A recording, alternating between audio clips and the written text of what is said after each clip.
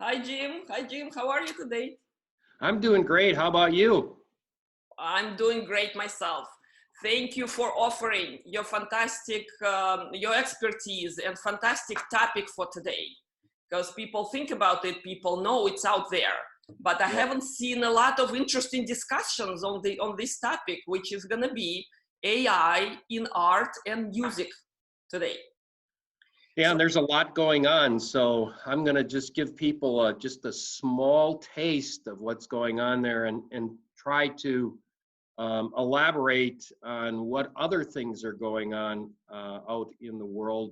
When I talk to my artist network, when I talk to my music network, um, I mean, I've been kind of branded an IT person and using IT to help business, but really my first love is art and music. So this is kind of a fun session for me. And in celebration, I wore a piece of my art, which I had put on a T-shirt. It's a fractal that has sold quite nicely. So uh, wonderful. Actually, technology and art and music, it's not as separated as many people think. You know, all I know in our brain activity, it's very much, by the way, right, in the same part. What I've heard when you're practicing your music, this is very mathematical kind of what the pathways that are being formed in your brain. yeah, So, yeah, that's true. yep, That's really, true. right? Yeah, I play piano a little bit. I mean, little bit now, but of course, all my life.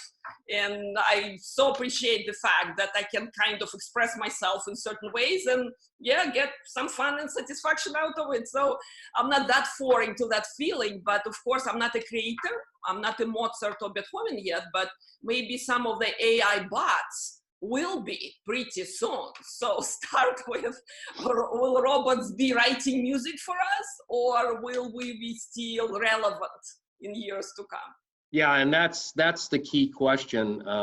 As an artist and a person that writes music, particularly the lyrics, um, I'd like to see collaboration rather than the artist and the musician rubbed out. But what I'm seeing so far is the success is the collaboration, and I'm going to try to give some examples of that. But to get that started, there needs to be a discussion on left brain versus right brain and where AI is today.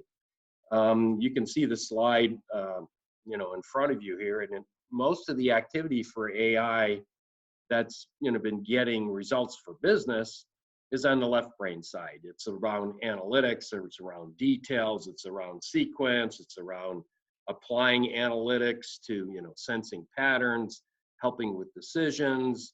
It's planned, it's stable, it's orderly, it's learned, quite logical. That's the left brain side of the whole game.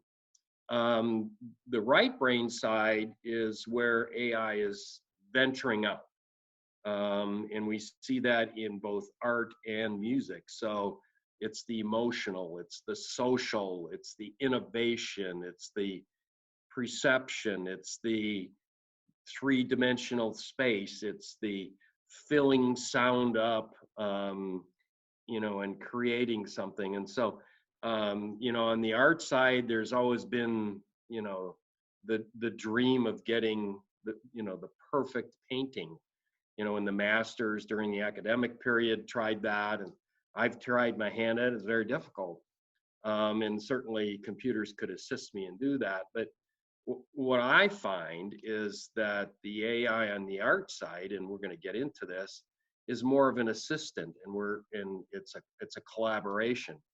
And on the music side, which I'll get into a little bit, also it's a collaboration. And I'm going to try to take people through both of those sides and let them know what is happening with me right now. And I'm going to try to give people an idea what's going on outside and where to watch, where there's activity going on, and it may tip both of these disciplines on their ear, so to speak. But I view it as a collaboration going forward. I even have an example of the first painting that was done completely by AI and sold for money. and I'll let you look at it, let you think what you think of it. My personal opinion is I'm not impressed. So, but you know, that's just me. Everybody has their own opinion. I wouldn't have paid money for it. So, And all the proceedings went to that AI family, or how does it work when? legally, I don't know where the money went. I don't know if it went to the robot or went to Exactly. the Because owner of the robot. need to eat something, right, every morning. So yeah, I hear you. I hear you. Yeah, I don't know. I don't know the answer to that question. And obviously, there's a lot of legal issues here. Exactly, exactly. We're Where not does the going to money step into go? those, Who's right? responsible? Yeah. What if the AI, you know, comes up with something that's objectionable and somebody gets sued?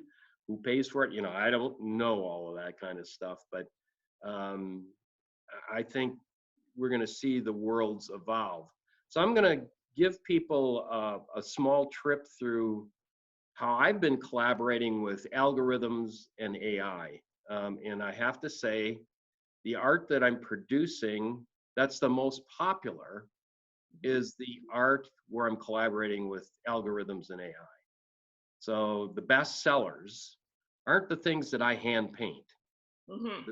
The things that are the best sellers by a 2-to-1 margin, um, you know, are the things that are created collaboratively. And what I'm known for is fractals. I've had things in the Louvre, Times Square, Miami, Basel, a number of different, you know, locations, even some galleries. And most of the stuff that's popular is the things that are, you know, collaborative. Turns out that most of the modern stuff is put on metal instead of canvas. Metal seems to be a little bit more popular. The colors pop. It's, you don't have to frame it. It's got a simple hanger. It's easy to install. The younger people like it, and I think that's why it sells 2-to-1. But let me run you through a couple of pieces of software that I'm using. I'm going to talk about 3 of them. One is a 2-dimensional fractal. It's called Apotheosis, is the software that I collaborate with. And then for the 3D fractals, it's Mandelbrot. And then all of those images can be altered and messed around a bit with a thing called Photoshop, which everybody's heard of Photoshop. You know, if you know, you can't tell real from imaginary with Photoshop in some cases. I've used it in rare instances when I wanted to create a special effect. So I'll talk through that, and then I'll talk about how AI effects are starting to do the after creation kind of thing to create different kinds of views. And there's some artists that are making significant money by using AI filters on top of their original art. So I'll talk to you about that as well. So let's start. Any questions so far from you? So far, you know, I'm looking at this beautiful page, and as I look at it more and more, it settles deeper with me. Okay, so thanks for kind of creating this image, because this explains a lot in a way that, yes, left brain, this is expected more and more, what pattern recognition, analyzing huge number of content pieces, this we understand, okay? But where it gets touchy and feely is the right brain side. And if during our talk today, you will show how some of it start kind of propagating into what AI, or people, rather human with AI, able to accomplish. This will be fantastic. So yep, let's go going. Yeah, and I also have a blog post that goes along with this picture, but it's less artsy fartsy. It's more about how do you do judgment, perception, risk taking, and reasoning. And that's the part that's closest to business. So this particular session is going to be different than that. So while I will point to that blog post, it doesn't cover the art part. That's a deal. That's a deal. This is art and music today. Take it away. Exactly. So let's move into Apotheosis. Now you're seeing my whole, it looks like my desktop, but it's really a snapshot picture. And so what Apotheosis does is it randomly generates 25 images. And you can inspect those images. And here I'm inspecting an image that it generated. Very uninteresting image to me, because it doesn't really pop. It doesn't say anything. There's no real world objects that I can look at. The shape's kind of uninteresting. But you notice on the left side of the screen, there's these 3 triangles. Well, actually 4. So what that says to me is, oh, this is a very complex algorithm. I can stretch and overlap these triangles and change the image. In fact, I can animate these triangles and have them create random, and I can just hit a button and stop it. So there's a collaboration that's going on here between me and Apotheosis. And what I look for, and this is through personal experiences, the more triangles, the more chance for messing around and looking at cool different images. So you can see that you can change the algorithm by stretching and overlapping and underlapping the triangles.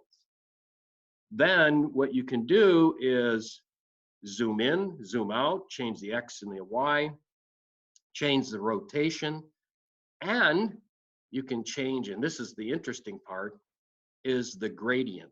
And what the gradient is the colors. So I still find this shape uninteresting, but let's pretend I liked this and I wanted to play with it. I could then, once I got it centered the way that I wanted to, I could go and do the gradients. So I can change the color schemes. I can change the repeating part of it. I can say, well, look, I really love that hot pink. So I can take a slider and do more hot pink in it, because that's what I like. So the computer and Apotheosis is suggesting some gradients, and if I don't like these gradients, I make my own. If I like certain colors together, I can create a custom gradient. And once I have something, I can render it to disk. And then I can have it printed on canvas. I can have it made on wood. I can have it burnt on metal. I can have it made into glass. I can have it made into tiles. That's the nice thing about digital art. You have one image and you have multi-channel on the back end to say, whatever the customer wants, they get. And by the way, I just took orders from a doctor's clinic. Okay. And they wanted 2 digital and 2 hand painted, bigger, capabilities. And fortunately, they liked the colors that I picked. And my whole philosophy is to have images that people can relate to, rather than just do fractals for fractal's sake. That's just my artist philosophy. That's my judgment. Apotheosis may or may not like it. I don't know. But here, this is one of a heart. Yep.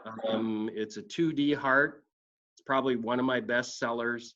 It took me 4 years to create this one. So trial and error and different algorithms. And I had to apply a heart algorithm over 70 times to get this particular view. And it's a 2D and it looks 3D. So this is one of my most popular. And by the way, the doctor that I'm selling to is a cardiologist. And guess what? He picked this one. Surprise, surprise. There's a heart in the middle of it. Yeah, Jim, I figured if I was going to have a Valentine's Day gift I could give, or if somebody's getting married or engaged, that's why it worked 4 years to get this one. So the collaboration was slow only because I was fussy. So, and of course I'd show it to my wife and she'd say, nah, so time to move on. Jim, what I love about this, that it's perfect and it's not perfect. Okay, I guess that's what resonates with a lot of people, because we know the image of heart is a cliche, right? It's being overused everywhere, and I personally don't respond to it usually. Okay, I move away when I see somewhere I heart this, I heart that. That's just not my kind of right language. But what you've done here, and no wonder it took 70 prototypes, to get here is that, yes, you see the heart at the center, but at the same time, it's not into your face. It's not too, what is it, right, too prominent in a way that you see how fine, what a fine work this is, so congratulations on this one. I'll let you continue, but this is definitely a different version of art I've ever seen. So congratulations on this. Well, thank you. If I pleased you, or you don't like hearts in general, that's good. I don't like hearts. I move away, Yeah. Tiffany has the whole series of heart kind of themed collection. And when they offer, sometimes I say, no, please, no. So that's how I dislike it, definitely, But all I'm saying that this is different, this is subdued, this is, yeah. So best of luck to the cardiologist who will be. Yeah, he's happy. Yeah. And his wife liked it too, so. Yeah. It turns out that the idea of creating objects that people can recognize in fractals has worked well. Yeah. My hottest seller is one that's called, it looks like Saturn. So it's called Saturn, interestingly enough. Mm-hmm, mm-hmm. The other one is one that's called Pollen. It looks like a pollen. The one that I'm wearing here, you can't see the shape, but it's called escargot. It looks like a snail, but when you put it on a t-shirt, it lost its shape, but that's okay. I like the colors, they're cool. So Jim, in your art, you're being tricky with us, the audiences, because you use exactly how our brain is working, because we like to recognize the familiar. We sort of like to relate to something before we can process information in another intellectual level, okay? So this is a nicely done, planned kind of an image where we sort of, right, already in, and then we start appreciating everything what's going on around it. So well done. Yeah, well, thank you. The interesting thing is some of these things take 4 years like this one. Others take a couple of seconds. So one time, Hypothesis suggested a beautiful piece. It's gorgeous. It's very abstract. It's called Jetstream. I haven't sold that once. And it has no shape that a human can identify. So I had to give it a name, but it doesn't sell. It's beautiful. I love it. My wife loves it. Nobody buys it. This one, people buy. So, I guess the theory that you have real world objects has worked out for me. So anyhow, the next one is what is known as Mandelbrot. And what this one does is a little different perspective. You start out with a shape that you can either import or the software suggests to you. This is the common one it suggests. And off of this shape, I've probably built a dozen. So what you do is you slowly drill in to the shape. So instead of a randomized, here's 25 shapes to pick from and manipulate them, this is, you've got a shape and you're going to drill into it until you find something of interest. So you can change the colors, you can change the depth, you can change where the shadows and the lights are. You see in the center, there's a nice strip of light. You can change it. You can drill even closer and see certain colors that you want. I don't particularly like this particular color combo, but I did like this one. I drilled in very, very far, very, very deep into that original shape. It's called a mandel bulb, interestingly enough. And so this one ended up selling 2 or 3 times. It's got a lot of nice, interesting color to it. But again, it's very abstract. I don't sell the abstract pieces as much as I do, the ones where there's objects to find. But I have one called Molten Planet that sold a lot. This one's called Asteroid. These are a little bit more spacey in their name. They tend to be more galaxy looking. So this is the 3D. I like it because it has more depth. The color control is a little bit better. And, people seem to like it, but not as much interesting as the Hypothesis generated ones where there's a little more collaboration between me and the machine. This is more like drill in, drill in, drill in, drill in, and then once you get something you think you can work with, you change the colors, the angle, the shading. In this case, I turned the light off because I wanted it dark. What of this is suggested by machine, and what exactly is Jim's creativity in this piece? Yeah, this one is less of my creativity and more the machine. Good. Okay. Okay. So I had to use judgment to say this is a value, and then I tweaked it until I liked it.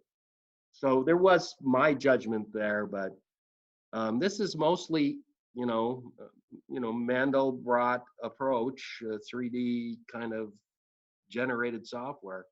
It has more control, and being a control freak, I like the hypothesis better because I can control it more.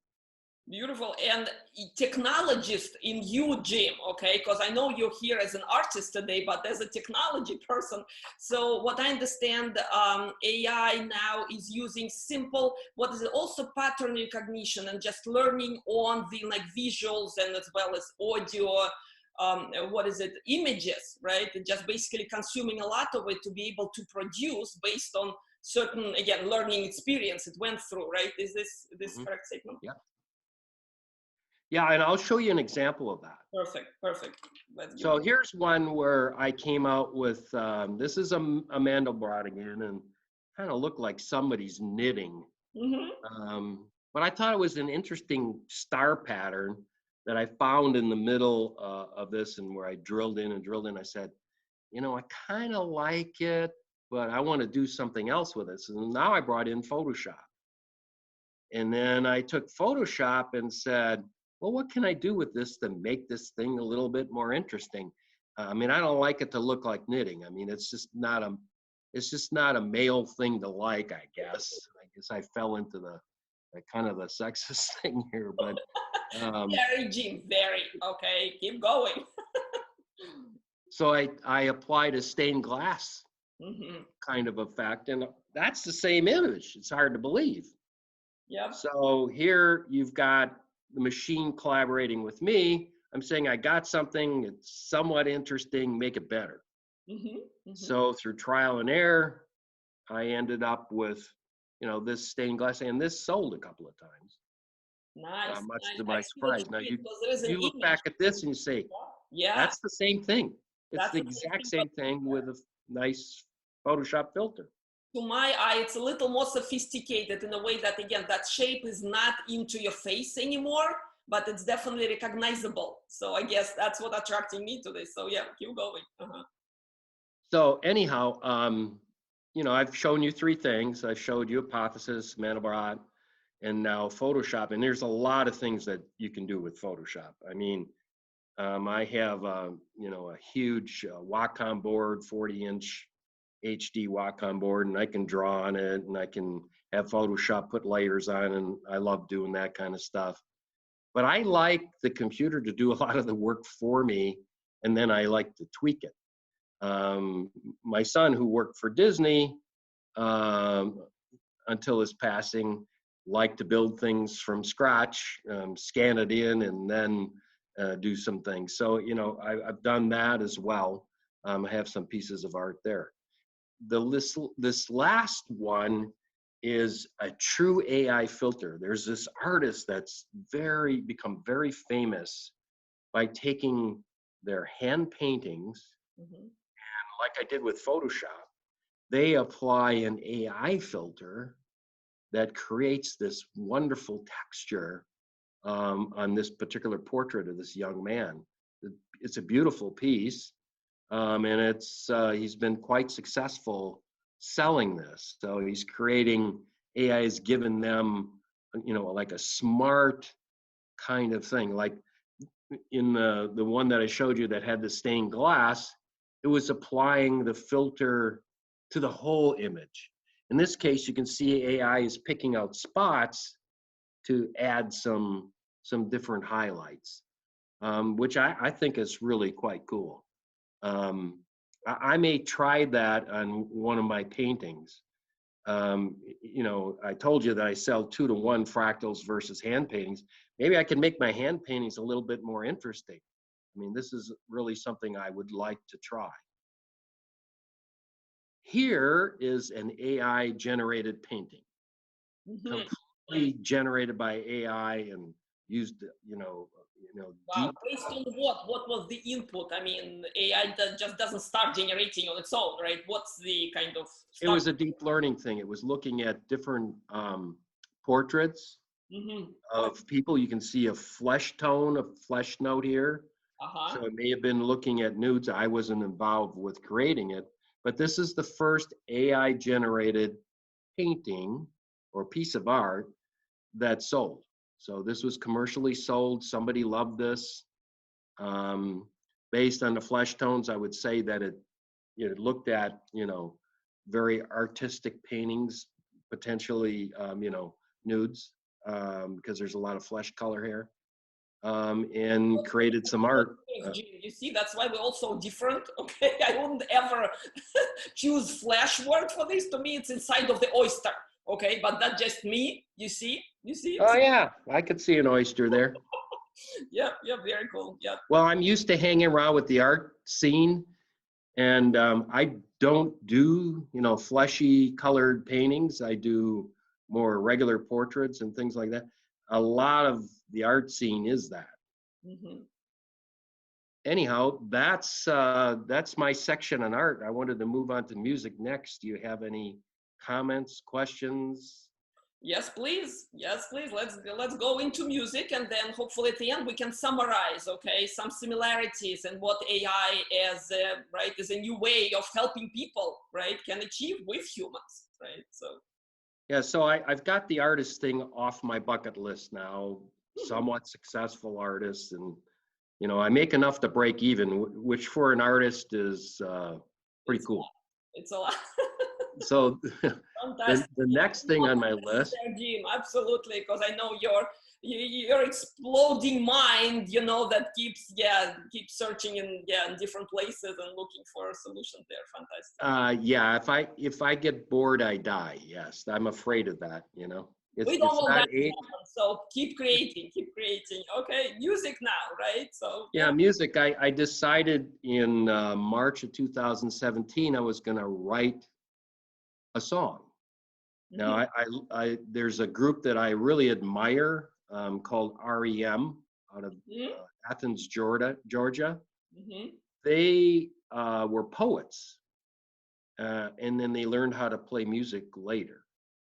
So I'm thinking, oh, maybe there's a half a chance for me, because Hmm. I tried to learn guitar and I realized that's not my skill set. And in order to get the skill set, I'd have to be playing 10 to 12 hours a day. And I can't keep my writing and my art up and do all that. So I said, well, maybe I could write words and find some musicians that would help me.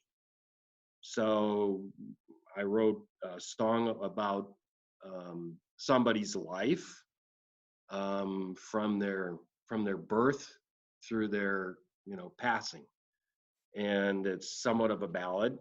And I went and sourced it I have a lot of musician friends in the city of Phoenix, some that were with some very successful bands like Badlands.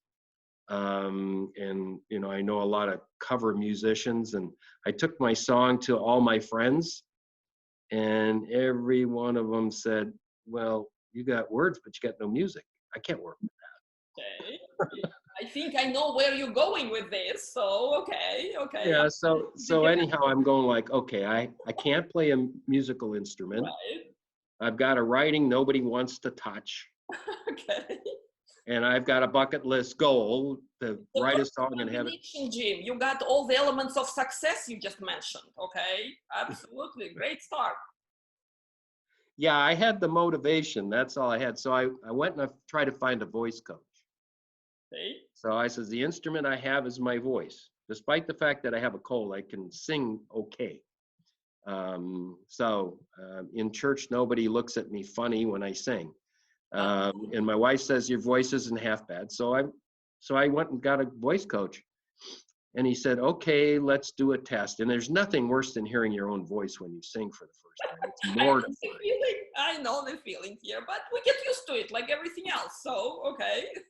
So I sang for a while, and he goes, "Well, why are you taking music lessons? Do you want to sing in a cover band?" I said, "No." Mhm. I said, "I want to produce a song." And he goes, "What do you mean?" I said, "I wrote one." I said, "I got no music. I got no voice. I want to make it into something." So he says, "I'll tell you what, I like the song. I've read it over. I can make something out of it." Came up with a tune, and we started working with GarageBand, which everybody starts with. Mhm. And we did some keyboards. We did some guitar. We took one of my guitars, which lay fallow right now, um, and started overdubbing it, and we started putting it into another piece of software called Logic Pro. Mhm. And so we could create tracks, and this isn't very clear, but you see guitar, you see background music, you see in the next slide a keyboard, and we were able to track the timing. We were able to add multi-tracks. We were able to tweak it to add organ. And this is where you start collaborating with the software. Software can take a tune, that's a simple piano tune, and say, well, turn it into a Hammond B3 Leslie organ. Mhm. Well, I don't know if you know much about it, but it has a Doppler effect and it sounds really cool. Mhm. And I added a piece of the piano and made it into an organ, and we did that. There are parts that were synthesizers. You could do that as well. You could go out and get Foley sound. So the beginning of the song is about somebody coming to life. And there's some real ethereal sounds that we picked off of the sounds that planets make. This is all about embellishments, Jim. I know where you're going with this, but where did you start with the original melody? You mentioned you did not have the one, right? You just had the lyrics. Well, what we did is we went through a combination of chords. Mm-hmm. Mm-hmm. So we came up in if you listen to a lot of rock music, and it's going to be of the rock genre, Mm-hmm. Mm-hmm. there are certain chord progressions Yep. that work together. Sequences, right? Sequences that you can kind of work with. Exactly. For So we symbolic. picked out a sequence that seemed to match the cadence of the words. Okay. Okay. So you Through didn't have any. trial and Yeah. trial and error. Right. Uh-huh. Uh-huh. And then we put it on, you know, in GarageBand, and then eventually in Logic Pro, and started playing it and started adding new instruments and started adding, Foley sounds, like at the birth time, there's a baby sound. And then when you're young, there's a sound of a little child's piano. Um, Mm-hmm. so, and then as you get into adulthood, there's people cheering you on. And then when you go into the work period, it gets real frenzied. Then there's a huge bridge, and, it goes down from there. And all songs have climaxes or crescendos. And so we've got that built in. So we're at the point where we're starting to mix all these tracks, deciding what kinds of instruments are going to be there. We can boil it down and change it dynamically until we get what we want. And I've done the first test singing track, and it's basically something that you start with and you work with using the lyrics, and the timing worked out, and the instrumentation with the singing worked out. And so we'll keep refining the voice track, and then we'll turn it over to a true engineer Mm-hmm. who will make sure that it's pleasing to the ear and that the right sounds come out the proper side. And as they phase from one side to another, all of that gets engineered. And so that's what we're working on next. Um, I'm early in the process, but it's clear to me I'm a totally incompetent musician, but I can write words. And you're So the help, now, because what you pardon? described, this is what composers going through, right? Nobody writes what on paper anymore. I mean, many of them, right? The modern composers work with the software of their choosing. So this is fabulous. So where's AI in this? I mean, how do you get help? Well, some of the effects are AI, some are algorithms. So if I want a certain Moog synthesizer sound, or I want a Hammond B3 organ Doppler effect, or if I want fading, AI and algorithms are involved. So there are sounds that are generated via AI that you can use. So let's say I let AI listen to my song. Mm-hmm. And let's say I let it listen to the music. At this point in time, there's things called extenders that will listen to the music, learn the style of the music, and generate new additional music. And these kinds of software have been put in front of expert composers, Yeah. expert musicians, Yep. and they say it's wonderful. So we can start to see that that's happening. Typically, right? Very to themselves. So you're saying if they complemented this new ability, that's fantastic. What about you? I mean, when you started hearing what machine is offering you, I mean, is it pleasing to your taste, to your sense of self? Yeah, it was very, very nice.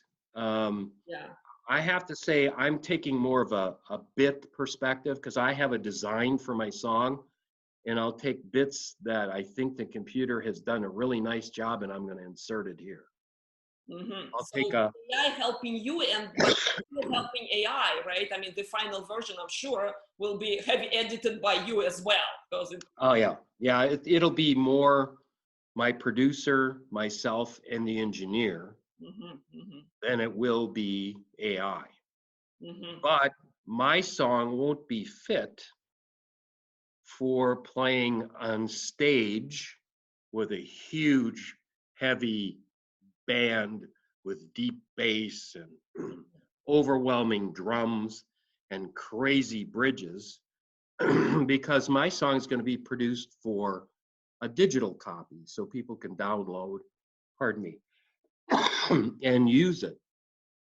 So if you're doing something like that, maybe this kind of software doesn't work. And the heavy end engineering. So I have a friend that just produced a brand new CD, and he doesn't want it to go digital because he's a bass player. He's very, accomplished. His drummer is very accomplished. His lead guitarist is very accomplished. His vocalist is very accomplished. If they dumb it down Mm-hmm. to where you can put it on software and have it go digital and not blow people's ears out with the ear pods, he doesn't want it. So it's not a question of money. It's the question of the quality isn't there. I mean, I just listened to a podcast with him explaining that to his, his past followers, because he was in a very popular band in the early 90s with an ex-Ozzy Osbourne lead guitar player named Jakey Lee. And the name of the band was Badlands. And his new Kings of Dust band is trying to emulate not so much Badlands, but trying to emulate the high intensity, loud, in your face, in your ears, kind of, experience. You're not going to get that from this. You're not going to get that from AI. You're not going to get that from human AI collaboration. But certainly the engineering tools can handle it. So I'm still learning this music stuff. I haven't produced anything that I'm 100% proud in yet, but when I do, you'll hear it. It's a process. It's a process. I was about to ask Jim, when is a big premiere date? Maybe it's too early to answer, but we'll wait with well, here's the problem. The guy that's the voice coach had to move, mm-hmm. and he moved into a house that didn't have a good sound situation, so he's now building a sound booth. Mm-hmm. So I'm on wait until his sound booth's done. Either that or I've got to, reach in my pocket and rent out a studio time, which is not cheap. So, I understand, but so you if I work. want it done fast, I gotta pay. If I don't, I gotta wait. Yeah, it's a process. It's definitely a process with many components. But to sum up, right, and to give net speaking your language, you use in the blog a lot, right? So what do you want to leave as a takeaway of your findings, of your right hands-on work, and how your creativity and machine creativity blend together? Okay, right now, my net is human, AI, machine, algorithm collaboration is where it's at. I think it's going to be that way for a long, long time. Um, will some savvy producer feed in the right parameters to AI and algorithm and say, produce me a score for this movie? Mm-hmm. Yeah, someday that'll happen. Mm-hmm. Not anytime soon, I don't think. So it's not Uh, an equal collaboration yet, right? It's yeah, not. Yeah. today's high collaboration. Mm-hmm. Tomorrow, will it be no collaboration, machine only? I don't think so. I would give that a probability of 0.3, that the computer is going to be able to generate something that pleases everybody as well as the accountants. Mm-hmm. But That's machine is learning fast, right? The thing that's actually exciting is that when musicians find machine work pleasing, right, you yourself, right, can kind of estimate it as a very, what is it, satisfactory quality, then it's win-win for everyone, okay? As long as, again, machine kind of can communicate what we're reacting to. Because, right, and I'm a classic example of a weak musician mhm, that's getting a lot of help and assistance exactly, and this is from the actually technology. surprising, right? I'm Yeah, a good writer and yeah, I've got a good producer and a good vocalist coaching me, but the machines enable me to compete. fantastic, fantastic. Pardon me. So let's leave, right, with some positive note there, quote unquote, note, yeah. Note saying that, hey, opportunities are there, right? And maybe your example will promote others to try things they've never tried before. And that's where our creativity as humans thrives, right? Just being what is inspired by new opportunities and new tools at our fingertips. Yep, I agree. Well, thank you for the time to elaborate on what's going on in my artsy fartsy life. Fantastic. Jim, thank you so much for sharing this. Thank you. We will link down below the blog you mentioned and maybe link to your gallery because you have vast amount of artwork there you've created so far and cannot wait to hear when is a big launch premiere day for this song you're working on. I'll let you know. Thank you. Thank you so much. Thanks. Thanks. Bye.